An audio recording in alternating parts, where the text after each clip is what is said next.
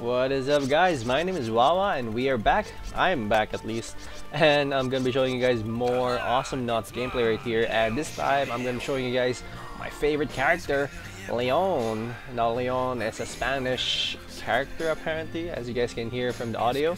That's his team right there, and he has awesome playstyle. I guess he's one of the melee characters in this game, I believe. Hold on, let me think about it. Yeah, he is the only melee character here. Well, if you think about Coco, I guess Coco can be considered a melee character because her attacks are pretty short. But anyways, here we go. So Leon is a really awesome character. I really like playing him. I always do well with him. Maybe because a lot of people have a hard time playing against him. I heard that's pretty much what people says. Like before this game came out, I've been reading up a lot in the forums and Awesomenauts forums basically, and a lot of people apparently are having a hard time playing against Leon right here. I guess it's understandable because he does go invisible, but my build order actually for Leon is quite different.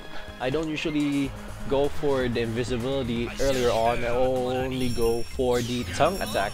Yep, he has a tongue attack which pretty much drags in your opponents where you are at. So that's actually a really awesome thing to open up with. Well, pretty much for me at least. That's my strategy for him. It's easy for the early stages of the game, and it really sets you up for the late game as well. As you guys can see here, this map, by the way, is the map that I was talking to you about in the earlier video. I hope you guys saw it. It's pretty much the introduction through Awesomenauts and such. But yeah, this is the map that I was talking to you guys about, which is a much smaller map compared to the other one. As you guys can see, there's only 3 towers, 1 in the front and 2 at the back, same area. So once this tower gets destroyed right here, it's gonna be really hard to defend the 2 towers, especially with the corridors so narrow and kind of hard to reach actually. As you can see here, clashes always happen in the middle. As you guys can see, Eric already instantly killed right there, and he was actually mutilated by a droid. It's not really a droid, we all helped out. The tongue action is really good here because the towers are so close to each other that a few inches or a few meters away from the tower for your opponent, they instantly die and get dragged into your tower. As you guys saw right there, Coco just instantly dies even though she didn't reach the tower. I got a hold of her and she had really low life already, so it was an easy kill for then on, especially with 3 people in the middle right here. I think this game is a 1v1 scenario. Basically, we only have 2 bots as our teammates. So it's actually an interesting match, but don't expect such high level of playstyle from the bots here. These bots aren't really known for their awesome playstyles and such, and they do die a lot. So I believe Coco is the one who is the human here. I'll just confirm that in just a second. This, by the way, area right here is the farming area. As you guys can see, I was killing the same opponent as I was killing in the previous video, and it gives me health and gives me gold really easily. Clunk right there taking a bite out of me really quick. That's what I hate about Clunk. Clunk actually is really good in this map as well. He tanks a lot, tanks really hard. He really tanks hard right here. And the distance between the 2 towers is so close that you don't even need the move speed for him to get to each other's bases. So it's really worth it for you if you like those tank style plays. I actually like playing Clump even though I don't like playing a tank style sometimes. But he's really enjoyable to play, and yeah, I had a lot of fun playing him sometimes. Because he also has that nuke ability as well. So you see right here, we're doing so much damage to the enemy's towers really fast right here. They can't really defend because their HPs are pretty low and they don't want to die real quick right there. And then there's one right here. Clunk, failed to pull him towards us. If I was able to pull him successfully, he would have been dead. But no, I missed that really much. This cowboy right here is pretty good. Lone Star, by the way, is the name of the cowboy. He's actually a really solid character. He's one of those characters that pushes heavy earlier on, especially if you use some perks that gives you instant money pretty quick in the early stages of the game. It's really effective way to push your opponent's tower. Is really good. He has that bull and the dynamite, which both skills actually work on your towers. And we have Clunk right here gonna go for the dynamite, or the nuke, excuse me. That nuke's actually really powerful, but then again, Clunk also takes a good amount of damage whenever he does that. So it's a really risky thing to do, but then again, we also have our own Clunk. So after I pulled him in, he just instantly dies and instantly takes so much damage to our Clunk's nuke. Coco right there, you guys see the rolling nuke ball that she has. She is really powerful as well. That ball actually costs 75 damage, I believe, when fully upgraded. It's a really powerful skill, and whenever it's easy to maneuver, I believe, as long as you're good with estimating or with guesstimating the distance from you and your opponent and their future movements. It's really easy to use, and once you get used to using Coco, she's really awesome. And she's also one of the hardest pushers of the game, even though the nuke ball is not doing a lot of damage not really doing damage at all, excuse me, to the turrets. It instantly kills off the creep, so your creep can instantly pile up and just push the opponent's towers really quick. Oh, we finally got Lone Star right here. Lone Star is really hard to kill. He has the bull that pushes you away from him if ever he wants to, or pushes you towards his tower, which is gonna do more damage to you.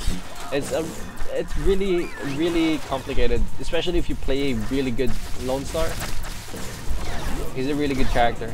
But then all of the characters here are pretty damn good. Some characters are healers, which I do understand are needed in this game, but then again, you need teamwork, at least teamwork, and yeah, good sense of everything that's happening all over the field for him to make it worth it, I guess, or effective. So right now we're just trying to break through the small choke right there. If I only had Yuri, the Russian monkey, he actually is the guy who does the mine thing. Basically, he just drops mines over and over, pretty much everywhere, until someone steps on it. He's pretty much like Tinker. If you guys know Tinker from Dota 2, he is actually a really good character as well.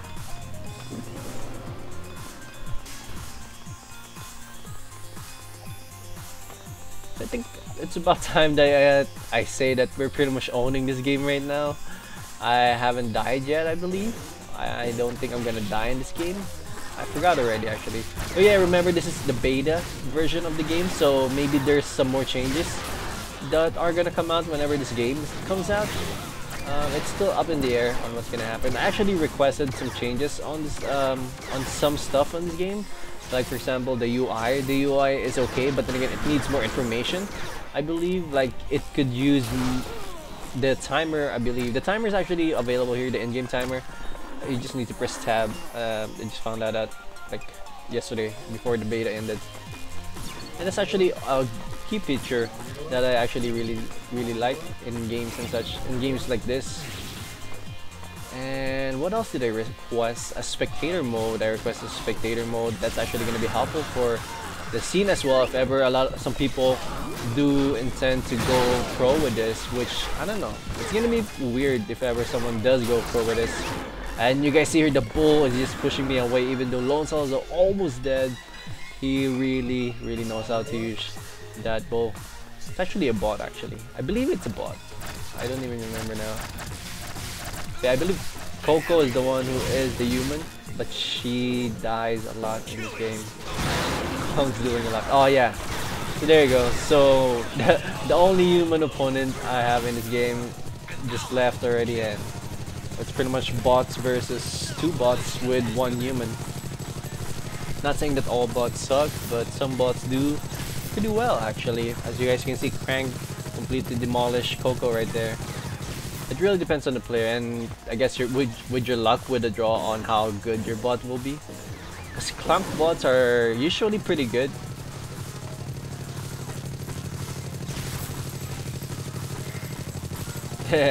You guys can see right there by the scorecard, like, no more human opponents right there. As I destroy this turret right here, we're pretty much gonna be able to end this game really quick. So yeah, a really good game, really good character again here is Leon. If you guys can see, I haven't even bought the invisibility skill because I don't really need it. I'd rather go for the damage output with the sword slashing and also like the lifesteal as well, compared to the invisibility, because I don't really die in this game at least, but I do die in other games. I'm just lucky that in this game I don't really seem to need to get invisibility, but finally now I'm getting it. And also I need the plus on my health and also plus on attack. Those are key upgrades that I always get, which I believe are pretty important. There's even some perks here that you get, like for example plus 30 health with no cost at all. Some perks also like gives you 200 solar instantly at the beginning of the game with no cost at all. So those are the things that are pretty darn useful, but I don't really buy it. Maybe some classes do need them, but not for Leon. Hold on. It's the killing spree music of Leon right there.